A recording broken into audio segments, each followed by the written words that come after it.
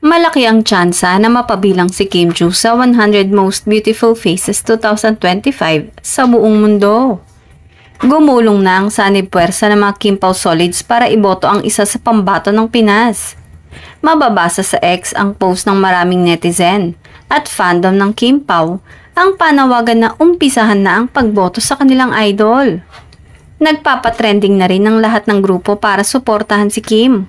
Nasa paniniwala nilang nararapat na isali sa listahan ng mga 100 Most Beautiful Faces ngayong taon ang kanilang idol. Say na mga fans, power vote na tayo guys. Ito na ang tamang panahon para magsama-sama.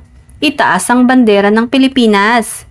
All support din si Paolo Avellino na tiyak na umanong bumoto na para sa girlfriend na si Kimi. Abangers na ang ibang mga Kim Pao sa kung ano pa ang pwede nilang gawin para lang masecure ang pwesto ni Kim.